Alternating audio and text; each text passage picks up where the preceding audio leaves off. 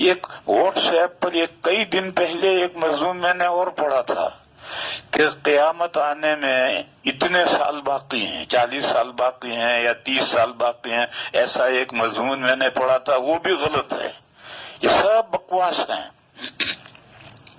اور دلیل اس کی یہ ہے کہ قیامت کب آئے گی اس کا پتہ تو اس ہستی کو جس کو اللہ نے ساری کائنات سے زیادہ علم دیا ہے اس کو بھی نہیں معلوم تھا کہ قیامت کب آئے گی۔ اور جس بندے نے سوال کیا تھا وہ تمام نبیوں کے پاس وہی لے کر وہی آتے رہے، ان کو بھی نہیں معلوم تھا۔ بلکہ جو فرشتہ سور اٹھائے ہو کھڑا ہے اس کو بھی پتہ نہیں کہ قیامت کب آئے گی اور سور کب پھونکا جائے گا، اور انہوں نے طے کر کے بتا دیا کہ اب 40 سال باقی رہے ہیں قیامت کے آنے میں۔ تو اس لیے میرے بھائیوں، قیامت کے تعلق سے زیادہ جذباتی نہیں بننا چاہیے۔ جب بھی قیامت آئے گی آدمی کو اپنے اعمال کے لیے فکر کرنی چاہیے۔ ایک حدیث ہے، بہت اچھی حدیث ہے، نبی پاک صلی اللہ علیہ وسلم مسجد سے نکل رہے تھے اور ایک بدو یعنی جنگلی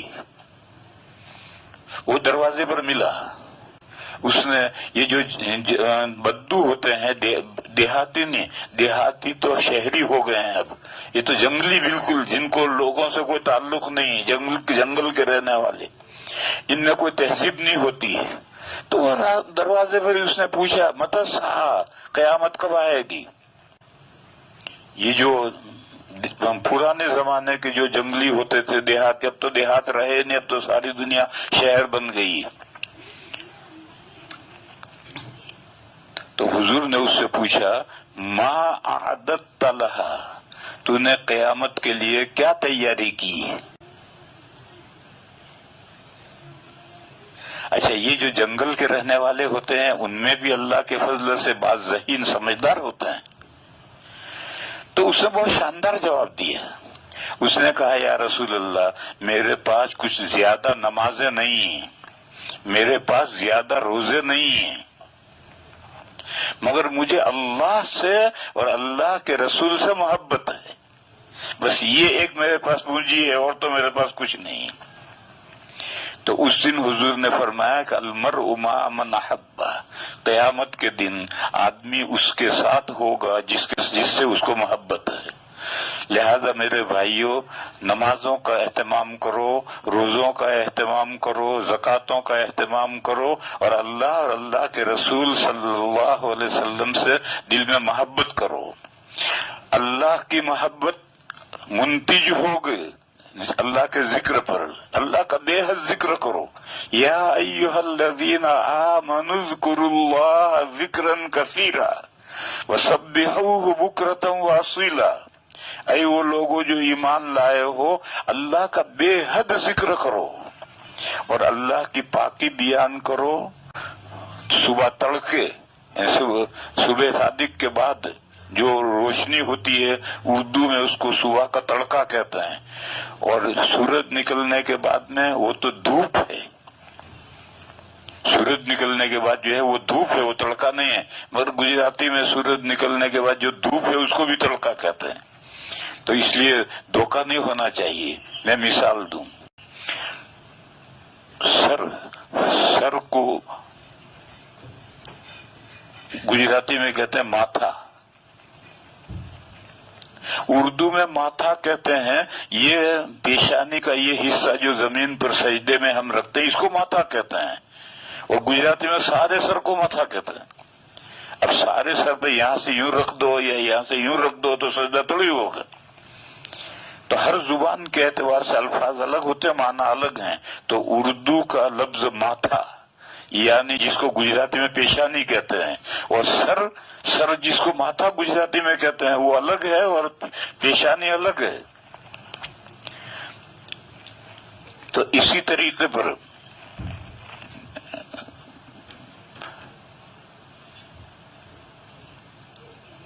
اردو میں کہتے ہیں صبح کا تڑکا، تڑکا یعنی سورج نکلنے سے پہلے جو روشنی ہوتی ہے وہ صبح کا تڑکا کہلاتا ہے، اور پھر جب سورج نکل آیا تو اب تو دھوپ، मगर गुजराती वाले नहीं समझते, वो इस तड़का धूप को कहते हैं। इसलिए बुकरा के माने हैं सुबह तड़के, यानी सुबह सादिक के बाद सूरज निकलने से पहले अल्लाह की पाकी बयान करो, अल्लाह की तारीफ करो, यानी नमाज पढ़ो। और असील कहते हैं सूरज ढलने से लेकर रात छाने तक। इसमें 4 नमाजें रखी हैं इक्वल मुसावी वक्फे के साथ। जोहर पढ़ो, फिर 2 घंटे के बाद असर पढ़ो, फिर 1.5-2 घंटे के बाद मगरिब पढ़ो, फिर 2 घंटे के बाद ईशा पढ़ो। असील में 4 नमाजें रखी हैं। तो कहा अल्लाह की पाकी बयान करो, अल्लाह की तारीफ करो, बुकरा में भी और असील में भी। ये तैयारी है, क़यामत की तैयारी है, क़यामत के लिए तैयारी करने का ये है। और इसके साथ फिर अल्लाह रसूल से मोहब्बत। ये अल्लाह रसूल से जो मोहब्बत है ये होगी तो अल्लाह के अहकाम की तामील बंदा करेगा। अल्लाह के रसूल से मोहब्बत होगी तो रसूल के अहकाम की तामील करेगा। मोहब्बत नहीं होगी, झूठी मोहब्बत होगी। जैसे कुछ लोग हैं जिनके पास झूठी मोहब्बत है, दाढ़ी तो उनकी है नहीं और बड़े दावे करते हैं मोहब्बत रसूल के। भाई मोहब्बत रसूल है तो तेरे चेहरे पर दाढ़ी क्यों नहीं है? ये झूठी मोहब्बत है। तो सच्ची मोहब्बत होनी चाहिए। ज्यादा से ज्यादा अल्लाह का जिक्र करो, ज्यादा से ज्यादा दुरूद शरीफ पढ़ो और अल्लाह के अहकाम की और अल्लाह के रसूल के अहकाम की तामील करो। ये क़यामत की तैयारी करना ये असल काम है। तो उस बंदे ने पूछा था मतसा, क़यामत कब आ रही है? तो हुजूर ने फरमाया, हुजूर ने नहीं कहा फला दिन आ रही है, ये नहीं फरमाया, बल्कि ये फरमाया कि माँ आदत तलहा, तूने क़यामत के लिए क्या तैयारी कर रखी है जो तू बेताब होकर पूछ रहा है कि क़यामत कब आ रही है? तो उसने बहुत शानदार जवाब दिया और हुजूर ने फरमाया कि अलमरउ मा मन अहब्ब। सहाबा बहुत खुश हुए क्योंकि तमाम सहाबा को हुजूर से बेपनाह मोहब्बत थी और दुनिया में तो साथ था ही, आखिरत में साथ होगा या नहीं होगा इस हदीस से मालूम हुआ कि आखिरत में भी साथ होगा। मेरे बुजुर्गों और भाइयों, क़यामत का इंतजार तो ये यहूदी करते हैं। हमें तो ये तालीम है कि हर नमाज के बाद दज्जाल से पनाह चाहो। हम क्यों इंतजार करें दज्जाल का? दज्जाल आएगा उसके बाद ही तो क़यामत आएगी। हमें तो उससे पनाह चाहने का हुक्म है। हर आदमी को ये नमाज पढ़ के अल्लाह मुझे दज्जाल से और दज्जाल के फितने से महफूज रख, ये दुआ करनी चाहिए। और ये जो यहूदी हैं उनके नजदीक हजरत ईसा अलैहिस्सलाम वो तो मसीह, वो दज्जाल थे और वो अपने ख्याल के मुताबिक उन्होंने उनको सूली पर चढ़ाया और मसीह हिदायत का वो इंतजार कर रहे हैं।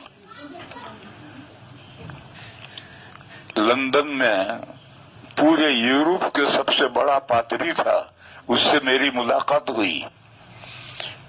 तो मैंने उससे पूछा कि तुम अपने अकायद लिख कर मुझे दो, क्या तुम्हारे अकीदे हैं?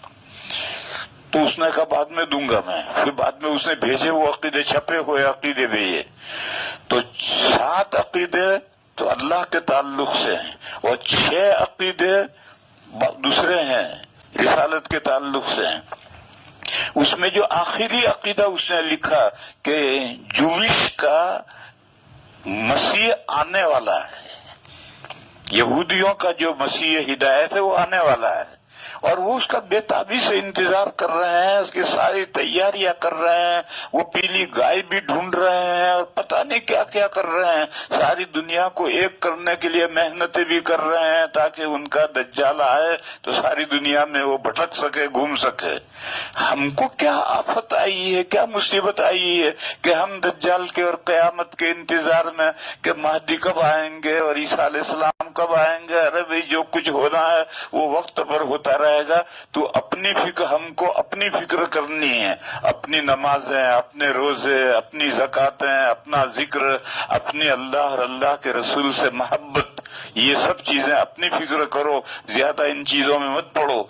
और ये जो व्हाट्सएप पर बयानात आते हैं, इन ज्यादा बयानात का भी ज्यादा एतबार नहीं करना चाहिए। व आखिर दावाना अनिल हम्दुलिल्लाहि रब्बिल आलमीन।